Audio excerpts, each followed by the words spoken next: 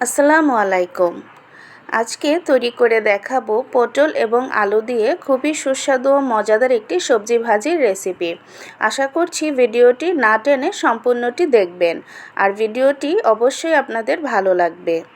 আর এই ভাজিটা খেতে এতটাই সুস্বাদু হয় যে ভাত, রুটি, পরোটা সব কিছুর সাথেই খেতে পারবেন। চাইলে পোলাওয়ের সাথে সাইড ডিশ হিসেবেও এটাকে রাখতে পারেন। তো শুরুতেই আমি পটল এবং আলুটাকে খুব ভালোভাবে ধুয়ে কেটে নিয়েছি। এখন দেখিয়ে দিচ্ছি কিভাবে করে কেটেছি। একটু পাতলা পাতলা স্লাইস করে কেটেছি, আলুটাকেও ঠিক একইভাবে কেটে নিয়েছি। এখন একটি কড়াইতে পরিমাণ মতো তেল দিয়ে নিয়েছি।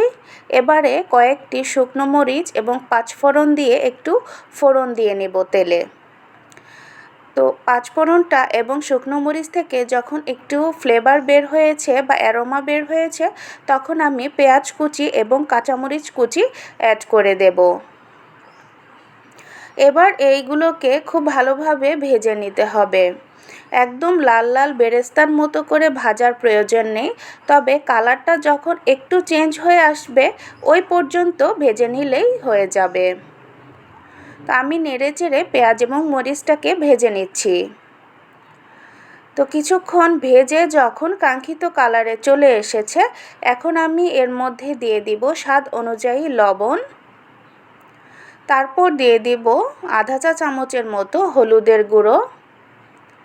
একই পরিমাণে দিয়ে দেব শুকনো মরিচের গুঁড়ো এবং ধনিয়ার গুঁড়ো।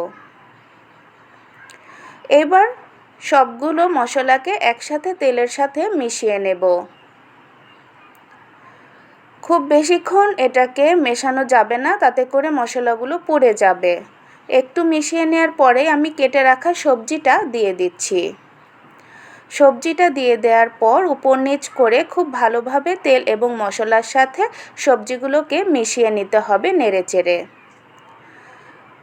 তো সবগুলো যখন খুব ভালোভাবে মাখামাখি হয়ে যাবে, তখন ঢাকনা দিয়ে ঢেকে 10 মিনিটের জন্য মিডিয়াম আঁচে চুলায় রেখে দিতে হবে। 10 মিনিট পর ঢাকনাটা উঠিলে দেখা যাবে যে বেশ অনেকটাই পানি উঠেছে। এই পানিটা দিয়েই সবজিটাকে সেদ্ধ করে নেওয়া যাবে এবং খুব ভালোভাবে সেদ্ধ হয়ে যাবে। তো একটু নেড়েচেড়ে আবারও ঢাকনাটা দিয়ে চুলার আঁচ মিডিয়াম করে আরও 10 মিনিট রান্না করে নেব। তো 10 মিনিট পর পানিটাও শুকিয়ে গিয়েছে এবং সবজিগুলোও কিন্তু খুব ভালোভাবে সেদ্ধ হয়ে গিয়েছে। আমি একটা আলু দেখে নিচ্ছি সেদ্ধ হয়েছে কিনা। খুব ভালোভাবেই সেদ্ধ হয়ে গিয়েছে।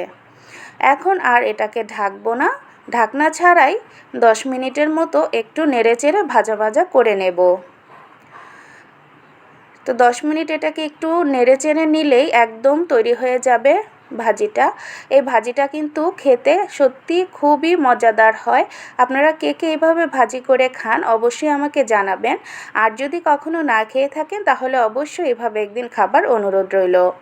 আর আমার ভিডিওগুলো যদি আপনাদের ভালো লেগে থাকে অবশ্যই চ্যানেলটাকে সাবস্ক্রাইব করে নেবেন এবং লাইক ফলো করে আমার সাথেই থাকবেন। আজকের ভিডিওটি কেমন লেগেছে কমেন্ট বক্সে চাইলে জানিয়ে দিতে পারেন। আর এই ধরনের ভিডিও আরও পেতে আমার সাথেই থাকুন। আজকে এই পর্যন্ত।